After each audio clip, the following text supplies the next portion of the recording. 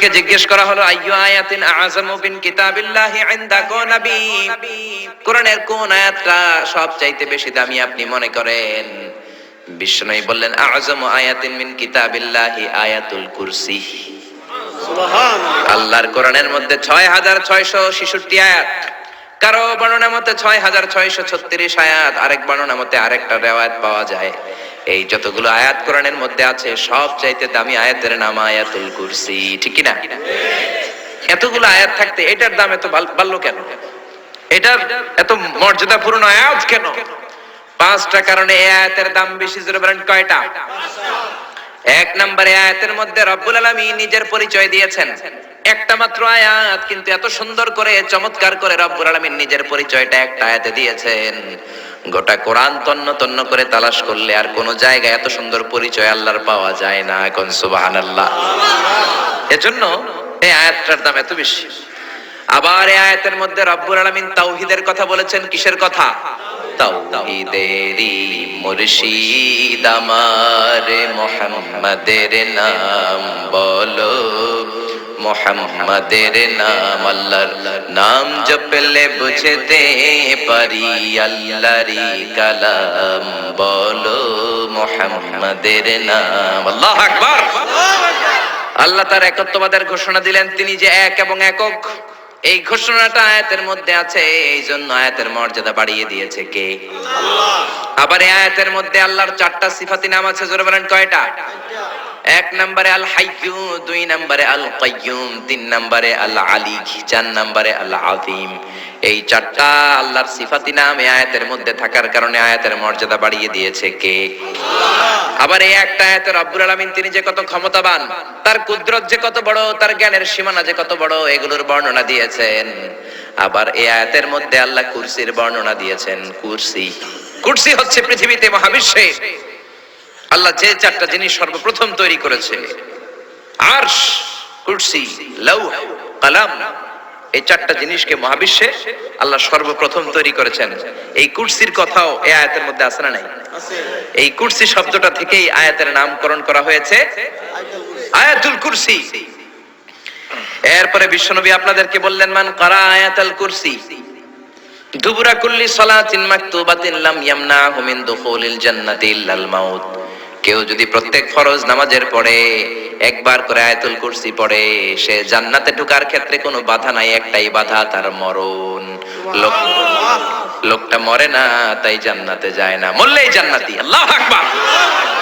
এইজন্য প্রত্যেক ফরজ নামাজের পরে আয়াতুল কুরসি পড়ার দরকার আছে না নাই? It should be a special wazifa for every Muslim at every evening and every morning. After every congregational prayer you offer in mosque. প্রত্যেক জামাতে নামাজের পরে প্রত্যেক মুসলমানের ওয়াজিফা হওয়া দরকার আয়াতুল কুরসি। ইমাম সাহেব সালাম ফিরাবে, সালাম ফেরানোর পরে আপনি আয়াতুল কুরসি পড়বেন। কিন্তু ইমাম সাহেবরা তো সময় দেয় না। আমাদের দেশে সালামের পরে হুট করে একটা মুনাজাত আছে না নাই? মুনাজাত দিবেন, সমস্যা নাই, কিন্তু আগে তাসবিহ পড়বেন।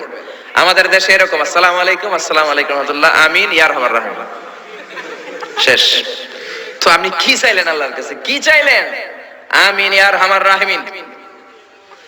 এত কম সময় কেন তোমার? জি বাংলা দেখতে তো তোমার সময় পাওয়া যায়, স্টার জলসা দেখতে সময় আছে, কিরণমালা দেখতে সময় আছে, বিপিএল এর খেলা দেখার সময় আছে, আইপিএল এর সময় আছে, আইসিসির সময় আছে, খুলনার সাথে কুমিল্লার ফাইনাল খেলা ওইটা দেখারও সময় আছে।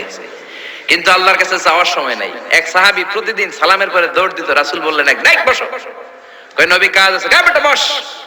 আল্লাহর কাছে চা কা আমার কিছু চাওয়ার নাই। রাসূলকে কিছু চাওয়ার না থাকলে নুন চা বেটা, লবণটাও আল্লাহর কাছে চাও। তোমার পায়ের জুতা যদি ছিঁড়ে যায় মুচির কাছে পড়ে যাবা, মুচির কাছে যাওয়ার আগে চাইতে হবে একজনের কাছে, তিনি কে? আল্লাহ। এজন্য প্রত্যেক ফরজ নামাজের পরে তাসবিহ পড়বেন। বিশ্বনবী তাসবিহ পড়তেন, এগুলো মানুষ জানেই না।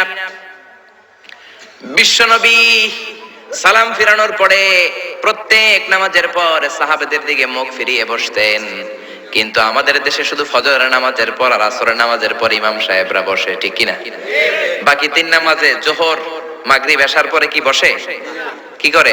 সালাম আলাইকুম, সালাম আলাইকুম, আমিন, ইয়া রাহমার রাহিম, ঠিক কিনা? তো এত কম সময় কেন আপনার মিয়া? বিশ্বনবী ঘুরে বসে থাকতে পারেন, তাসবিহ পড়তে পারেন, আপনি কোন সলিমদ্দি কোন কলিমদ্দি হয়ে গিয়েছেন। প্রত্যেক নামাজের পরে মুসল্লিদের দিকে ফিরে বসেন। বিশ্বনবী সালাম ফেরানোর পরে আসসালামু আলাইকুম ওয়া রাহমাতুল্লাহ, আসসালামু আলাইকুম ওয়া রাহমাতুল্লাহ সালাম ফেরানোর পরে আওয়াজ করে বিশ্বনবী বলতেন আল্লাহু আকবার। কি বলতেন? নামাজ শুরু করছেন আল্লাহু আকবার, সালাম ফিরায় শেষ তখন আল্লাহু আকবার। তারপরে তিনবার পড়তেন আস্তাগফিরুল্লাহ আস্তাগফিরুল্লাহ আস্তাগফিরুল্লাহ, তারপরে পড়তেন আস্তাগফিরুল্লাহ আল্লাযী লা ইলাহা ইল্লা হুয়াল হাইয়ুল কাইয়্যুম ওয়া আতুবু ইলাইহি। তারপরে 33 বার সুবহানাল্লাহ, 33 বার আলহামদুলিল্লাহ, 34 বার আল্লাহু আকবার। আসরা নাই? আরেকবারও নাই, প্রত্যেকটাই 33 বার শেষ করবে লা ইলাহা ইল্লাল্লাহু ওয়াহদাহু লা শারীকা লাহু লাহুল মুলকু ওয়া লাহুল হামদু ইউহয়ী ওয়া ইউমীতু ওয়া হুয়া আলা কুল্লি শাইইন কাদির। এটা পড়ার পরে বিশ্বনবী আয়াতুল কুরসি পড়তেন। এরপরে পড়তেন আল্লাহুম্মা আনতাস সালাম ওয়া মিনকাস সালাম তাবারাকতা রাব্বানা ইয়া যাল জালালি ওয়াল ইকরাম। এরপরে পড়তেন রাদিতু বিল্লাহি রাব্বা ওয়া বিল ইসলামি দীনা ওয়া বিমুহাম্মাদিন নাবিয়্যা।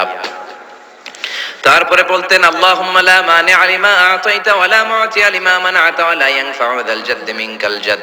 এরপরে পড়তেন আল্লাহুম্মা ইয়া মুকাল্লিবাল কুলুবি সাব্বিত কুলুবানা আলা দীনিক, আল্লাহুম্মা ইয়া মুসাররিফাল কুলুবি সাররিফ কুলুবানা আলা তাআতিক। এরকম কত দোয়া যে বিশ্বনবী পড়তেন। তারপরে যদি আপনার মুনাজাত করতে মনে চায় মুনাজাত করেন, অথবা আপনি যে দোয়াটা করেছেন সেটাই যদি যথেষ্ট মনে করেন ওই দোয়াটাই করেন, সমস্যা নাই। কিন্তু সালাম আলাইকুম আমিন ইয়া আরহামার রাহিমিন এটা করবেন আর তাসবিহ পড়বেন। রাজি আছেন তো?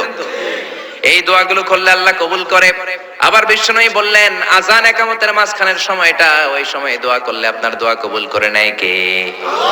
জামাতের 15 মিনিট বাকি, মসজিদে ঢুকেছেন, সুন্নত পরে অনেকে বসে বসে ঘড়ির দিকে তাকায় রয়েছে। তো ঘরে আপনার ঘড়ি নাই, ঘড়ির দিকে তাকিয়ে থাকেন কেন? বিশ্বনবী বললেন দুআ লা ইউরাদ্দু বাইনাল আযানি ওয়াল ইকামা, আযান ইকামতের মাঝখানে দোয়া করলে ওই দোয়া আল্লাহ ফেরায় না। সুন্নত পরে আপনি বসে থাকার দরকার নাই।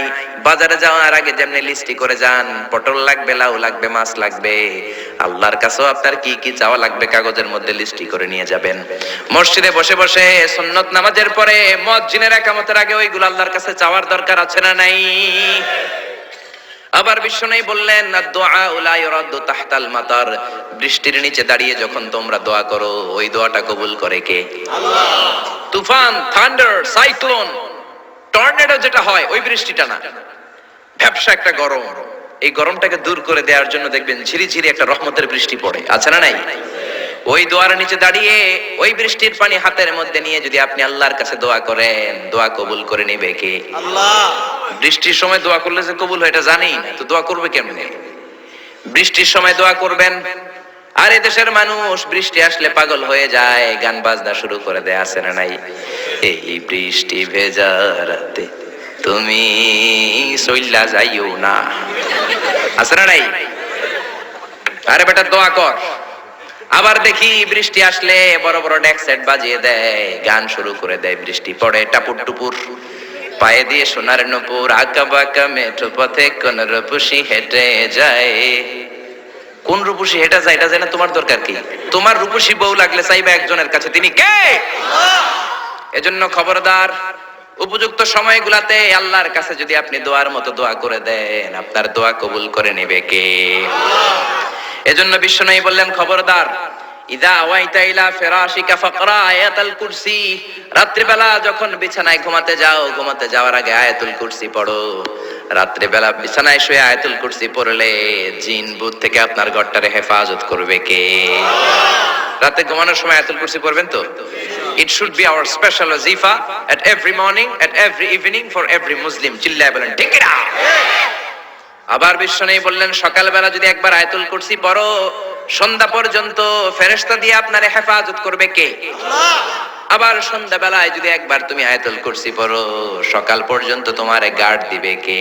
আল্লাহ। এটা আল্লাহর পাঠানো গার্ড, এঞ্জেল গার্ড, ফেরেশতাদের গার্ড। টাকা দিয়ে বডিগার্ড যে রাখে ওই বডিগার্ড না। বডিগার্ড তোমারে বাঁচাতে পারবে না। অনেক মন্ত্রীর দুই দিকে বডিগার্ড, গুলি লাগছে মন্ত্রীর কপালে, সবাই যে বডিগার্ড ধরে, এই বেটা 50,000 করে বেতন বডিগার্ড, মন্ত্রী মল্ল কেমনে? বডিগার্ড আমি তো বডিগার্ড, আমি তো রুহু গার্ড না। রুহুর মালিক কে? আমি তো বডিগার্ড, বডি তো ঠিকই আছে, বডি লয়ে যাও, জোরে বলেন ঠিক কিরা? এজন্য খবরদার, এই ওয়াজিফাগুলো মিস করবেন না। সকালবেলা যদি একবার ওয়াজিফা পড়েন আয়াতুল কুরসি, সন্ধ্যা পর্যন্ত আল্লাহ স্পেশাল ফেরেশতার গার্ড দিয়ে দিবে। আবার সন্ধ্যাবেলা যদি একবার আয়াতুল কুরসি পড়েন, সকাল পর্যন্ত আপনাকে গার্ড দিবে কে?